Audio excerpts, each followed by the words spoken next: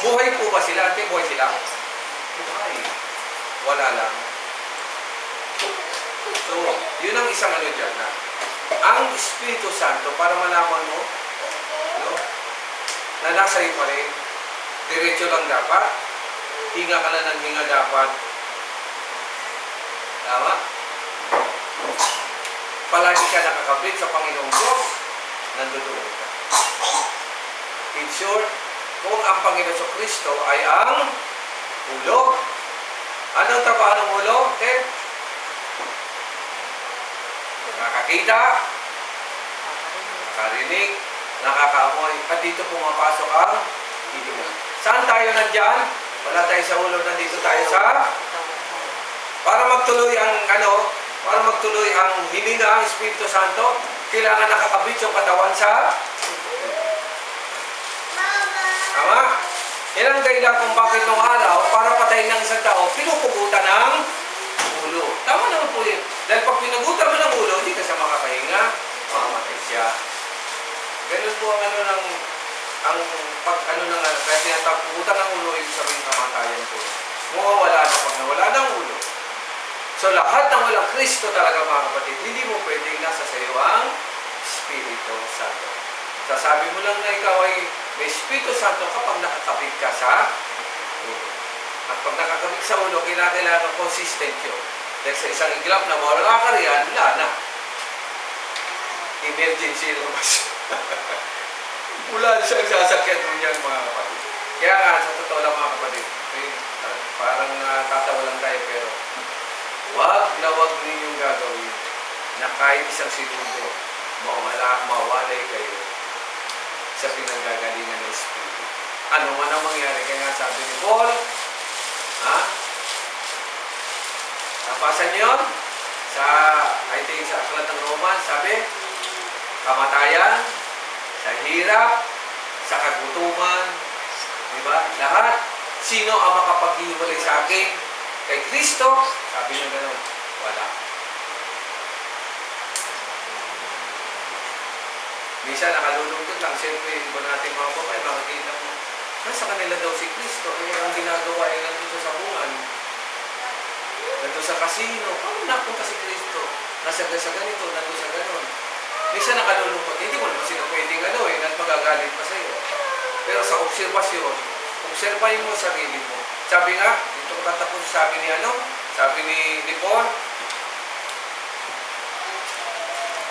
sabi raw niya, mababasa ninyo sa mga sabi ninyo, suriin ninyo ang inyong sarili kung kayo nga ay na kay Kristo. Di ba? Meron siya sinabi niya, suriin ninyo ang inyong sarili kung kayo nga ay na kay Kristo.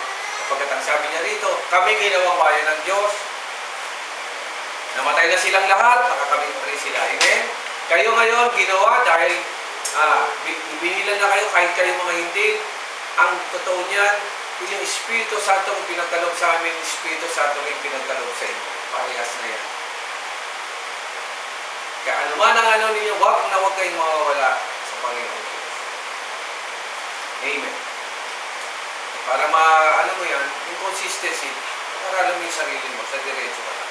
Ay, mga kapatiran, kahit sabihin ng miyembro sila dito, ganyan ang ginagawa, hindi ako pwede hindi na ako pwede mag-judge. Ang gagawin ko, mag-mediate, magpalaala, di ba? Magturo, mag-disciple ng sa ganon, kabuksan ng isip, para makita nila kung ano talaga ang kalagayan nila sa harapan ng ating Panginoon.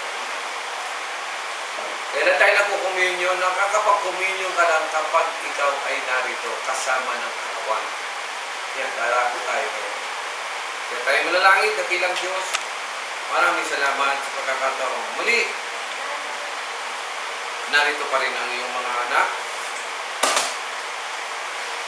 sa isang malinis sa katawan na nakakabit sa isang banal na ulo. Ito, ang ulo ng Iglesia o Diyos. At nawa, matagpuan mo bawat sa amin na nanatiling nakakabit sa iyo. Kapag sa iyo ng buhat ang buhay, ang tamang hininga, ang banal na hininga o Diyos. Maraming salamat sa paalala mo sa amin na sa pagmagitan ng iyong hininga at Espiritu.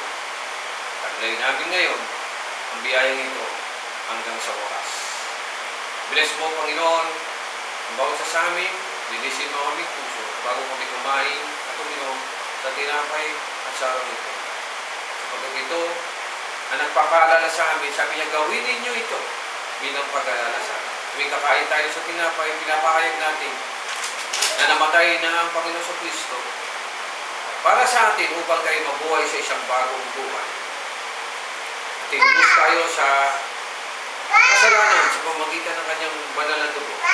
Kaya ngayon, tuwing tayo ni anak, pinahayag natin ang tagumpay ng Diyos sa ating buhay hanggang sa kanyang pagkakas. Bless this in Jesus' name. Amen. Amen.